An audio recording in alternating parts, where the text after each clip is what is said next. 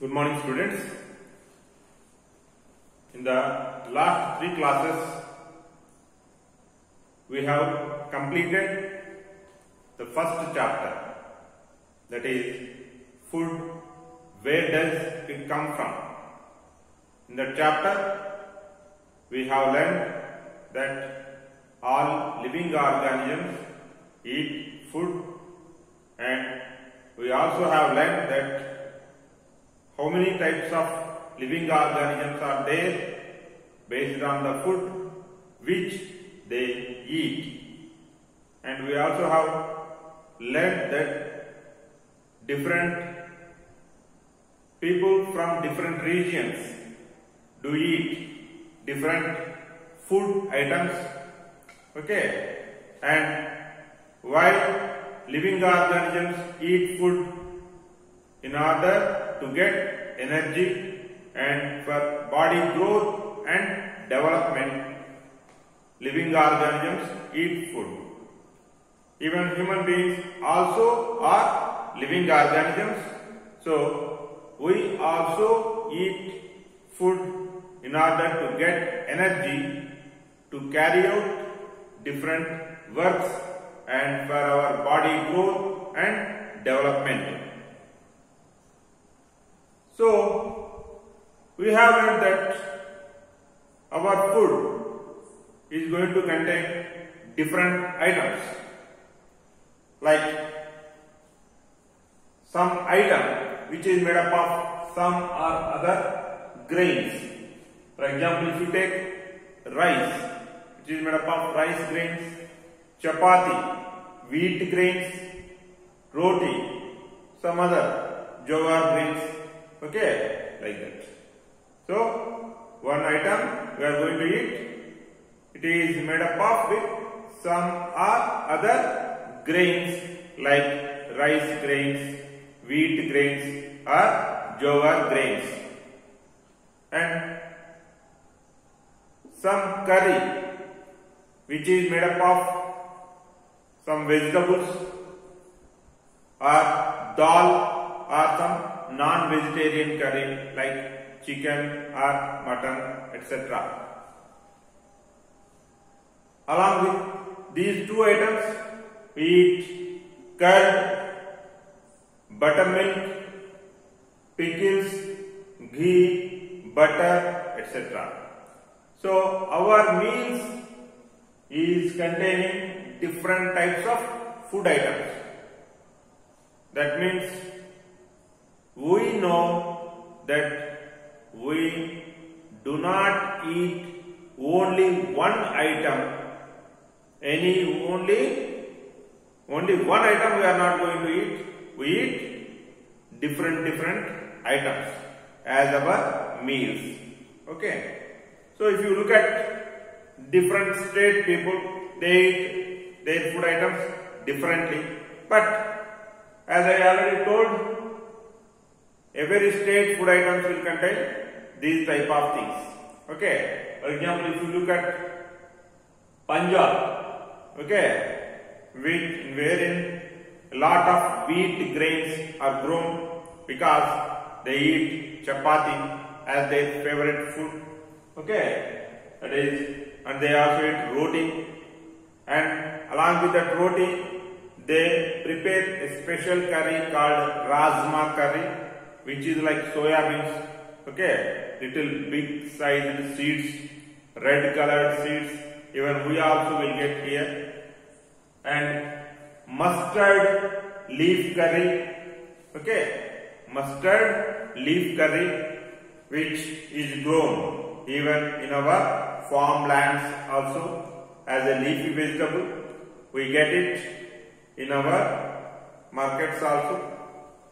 And ghee and curd, they eat it without fail, ghee and curd. Okay, it is part of the meals in Punjab. And if you take Andhra Pradesh, rice is the most favorite grain item. Along with that, some they eat chapati, roti like items. And in the rice, they use dal and rasam, sambar. Okay, sambar is very famous in Tamil Nadu. In Andhra Pradesh, little bit only they eat sambar. Whereas in Tamil Nadu, sambar is the large quantity of food item along with the rice. Like how we eat here vegetable curries, dal. In Tamil Nadu, they eat sambar along with the rice. And vegetable curry, ghee, buttermilk, butter, okay, pickles, all these also are part of the meals in Andhra Pradesh. Okay, and Karnataka, we all know what we eat. Rice is also there, but not in large quantity like in Andhra Pradesh, little less quantity, because along with that we eat little more chapati or roti. Okay. In Andhra also they eat chapati or roti, but less quantity. In Karnataka, rice quantity is a bit lesser or equal to the roti quantity. Right? And remaining items more or less they are same like in Andhra Pradesh. Right? So we have learned that we eat different food items as part of our meals. Why our meals has such a variety of food items? So many varieties of food items are there in our meals. Why our meals has such a variety of food items? Why don't we eat only any one item as our food in our meals? Why don't we eat any one item or only one item as our complete meals? Why? Answer is here. Our body has to carry out so many activities. It has to grow. It has to maintain its body in the proper structure. So, for all these things, our body needs different types of components, different types of substances. If we eat only one food item, then we will get any one or two components that are needed by our body. Other components that are needed by our body for its development are not going to be available if we eat only one food item. Okay, our body needs different kinds of food items for some special purpose. That special purpose is the growth and development. Growth and development of our body need different types of components. Different types of components needed by the growth and development of our body may not be available from only one food item. If we eat different types of food items, then only we get different types of components that are needed by our body for its growth and development. Okay. Each dish or food item. Food items are also called dishes. Each dish or food item is made up of one or more particular type of ingredients. Right? Each dish or food item is made up of one or more particular type of ingredients. What are ingredients? In the last chapter we have learnt the raw materials that are used to prepare a particular food item are called ingredients, and these ingredients are available from plants and animals. That's what I have done here. raw materials from plants and animals are ingredients. So each dish or food item, it is made of one or more. One or more. More means not too many. One or two. Okay. Particular type. One means type. More means types. Particular types of ingredients. Okay. Right. So, the food ingredients contain some components. These food ingredients, they contain some components which are needed by our body for its growth and development. The food ingredients means raw materials that are used to prepare food items. They are called food ingredients. The food ingredients, what do they contain?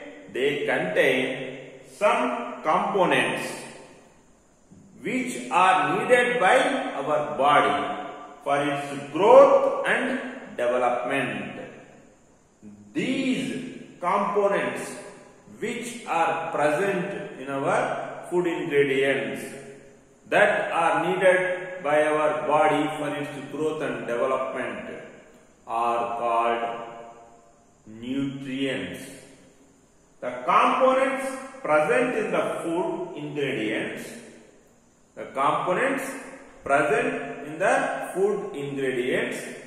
that are needed by our body for its growth and development are called nutrients.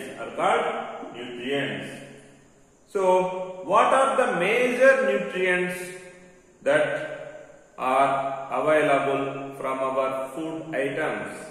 The major nutrients are carbohydrates, proteins, fats. Fats are also called lipids. That's why I have written in the bracket.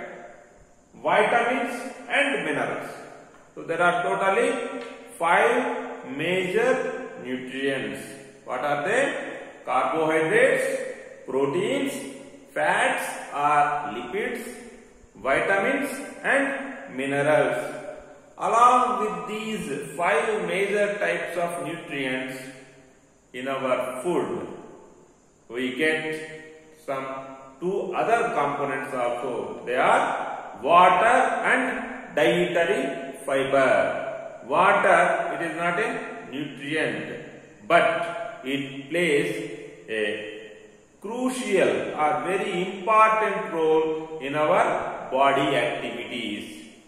Dietary fiber also is not a nutrient, but it also helps in a particular process.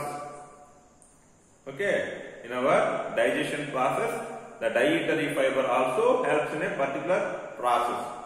How it helps? What is that process that is helped by the dietary fiber? We will learn in the later topics. Okay, thank you.